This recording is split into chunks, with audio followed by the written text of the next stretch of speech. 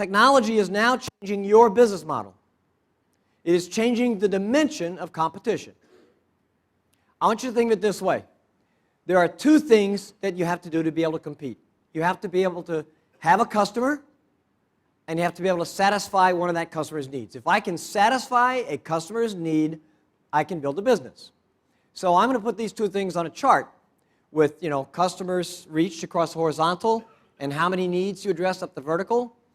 Traditional business competition has always been in the horizontal direction.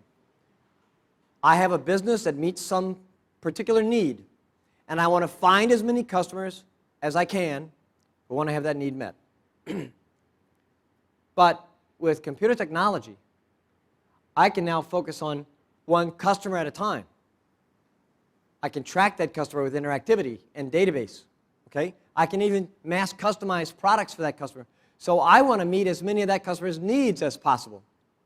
The width of this bar is my market share. The height of that bar, that's my share of customer.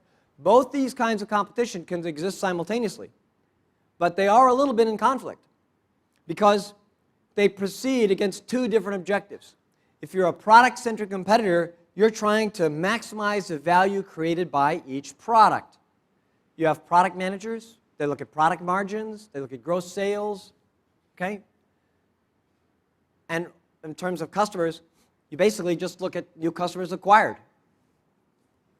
But if you're a customer-centric competitor, you're trying to maximize the value created by each customer. That's a different proposition. Don't forget, customers create value two ways. They create value two ways. One, they create value whenever they buy from you or it costs you money. That kind of value you put in your quarterly statement. But they also create value when they change their opinion of you because customers have memories. They remember how they were treated. When I have a really good experience at a company, I become more predisposed to buy from that company in the future. The treatment, the interaction I had that created that good feeling in me, that created the value, but the value isn't realized until later. You could think of it as reputational value. Okay? When you treat customers well, you generate reputational value, which you will realize in later financial periods as the customers come back more, buy more, and so forth.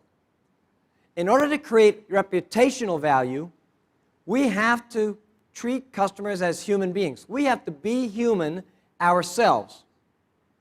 Computers are going to have a very difficult time creating reputational value.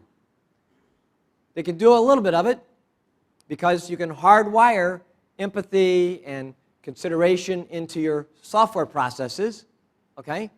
But the truth is, looking into somebody's eyes, having a face-to-face conversation, developing a relationship, engaging the customer, there's no substitute for that when it comes to generating reputational value.